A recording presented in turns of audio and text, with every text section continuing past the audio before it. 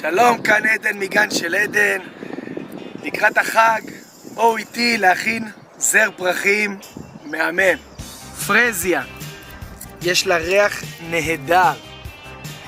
היא גם נפתחת כל הזמן, תוך כדי שהיא במים, פרח אחר פרח. קלנית, נקטוף אותה טיפה סגורה, כדי שהיא תיפתח לנו כשהיא במים. נקטוף אותה הכי נמוך שאפשר. פרח שלישי, ולדעתי הכי מיוחד, זו הנורית, שיש לה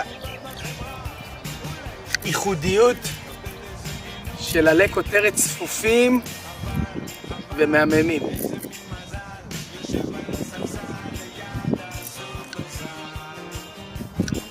וואו, איזה צבע! תראו את השילוב. חג שמח, מתראים אחרי החג.